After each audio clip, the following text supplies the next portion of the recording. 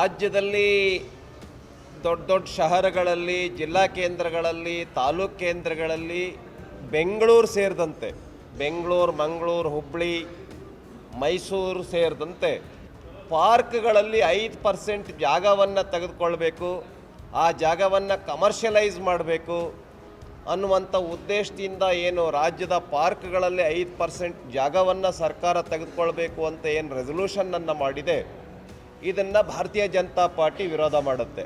ಯಾವುದೇ ಕಾರಣಕ್ಕೂ ಕೂಡ ಉದಾಹರಣೆ ಲಾಲ್ಬಾಗ್ ಇರ್ಬೋದು, ಕಬ್ಬನ್ ಪಾರ್ಕ್ ಇರಬಹುದು, ಆಮೇಲೆ ಈ ಥರ ಎಲ್ಲ ಜಿಲ್ಲೆಗಳಲ್ಲಿ, ಎಲ್ಲ ತಾಲೂಕುಗಳಲ್ಲಿ ಇಂಪಾರ್ಟೆಂಟ್ ಪಾರ್ಕ್ಗಳಲ್ಲಿ 5% ಜಾಗವನ್ನು ತೆಗೆದುಕೊಂಡು ಕಮರ್ಷಿಯಲೈಸ್ ಮಾಡಬೇಕು ಅಂತ ಏನಿದೆ, ಇದನ್ನು ಭಾರತೀಯ ಜನತಾ ಪಾರ್ಟಿ ವಿರೋಧ ಮಾಡುತ್ತೆ.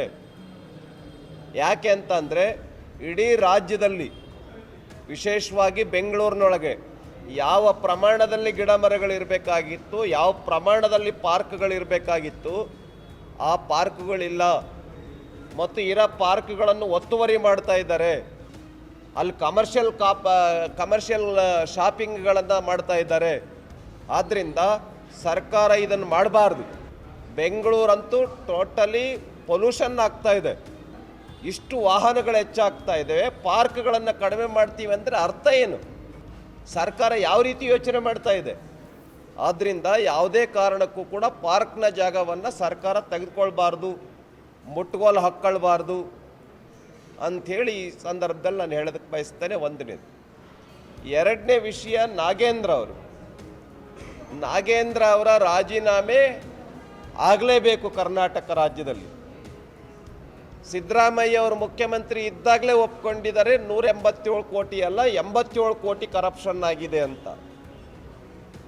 ಇದು ಸಾಕಷ್ಟು ಚರ್ಚೆಯ ನಂತರ ಏನ್ರಿ 187 ಕೋಟಿ ಅಂತ ಹೇಳ್ತಾ ಇದ್ದಾರೆ, 87 ಕೋಟಿ ಕರಪ್ಷನ್ ಆಗಿರೋದು ಅಂತ ಹೇಳ್ತಾ ಇದ್ದಾರೆ.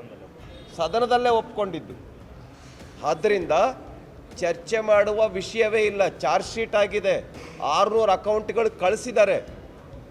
ತಮ್ಮ ಹತ್ತಿರದಲ್ಲಿರ್ತಕ್ಕಂಥ ಬಂಧುಗಳಿಗೆ, ಸಂಬಂಧಿಕರಿಗೆ, ಸ್ನೇಹಿತರಿಗೆ ಹಣ ಕಳಿಸಿದೆ. ಬಳ್ಳಾರಿ MP ಚುನಾವಣೆಗೆ ಹಣ ಬಳಕೆಯಾಗಿದೆ, ತೆಲಂಗಾಣ ಚುನಾವಣೆಗೆ ಬಳಕೆಯಾಗಿದೆ. ಇದೆಲ್ಲ ತನಿಖೆಯಿಂದ ಬಂದಿರತಕ್ಕಂಥ ರಿಪೋರ್ಟ್. ಅಧಿಕಾರಿಗಳ ಮೇಲೆ ಕಟ್ಟಿ ಮಂತ್ರಿಯನ್ನು ಬಚಾವ್ ಮಾಡೋದು, ಮಂತ್ರಿಯನ್ನು ಉಳಿಸೋದಕ್ಕೆ ಏನೇನು ಅರ್ಥವೇ ಇಲ್ಲ. ಯಾವುದೇ ಕಾರಣಕ್ಕೂ ಕೂಡ ನಾಗೇಂದ್ರ ಅವರು ರಾಜೀನಾಮೆ ಆಗಲೇಬೇಕು. ಎಲ್ಲಿವರೆಗೆ ನಾಗೇಂದ್ರ ಅವರು ರಾಜೀನಾಮೆ ಆಗೋದಿಲ್ಲ, ಸರ್ಕಾರ ರಾಜೀನಾಮೆ ತೆಗೆದುಕೊಳ್ಳೋದಿಲ್ಲ, ಅಲ್ಲಿಯವರೆಗೆ ಭಾರತೀಯ ಜನತಾ ಪಾರ್ಟಿ ಹೋರಾಟವನ್ನು ಮಾಡುತ್ತೆ.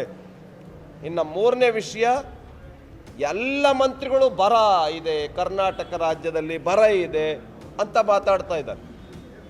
ಯಾಕೆ ಬರ ಅಂತ ಘೋಷಣೆ ಮಾಡ್ತಾ ಇಲ್ಲ? ಸರ್ಕಾರ ಯಾಕೆ ಘೋಷಣೆ ಮಾಡ್ತಾ ಇಲ್ಲ ಬರ ಇದೆ ಕರ್ನಾಟಕ ರಾಜ್ಯದಲ್ಲಿ ಅಂತ?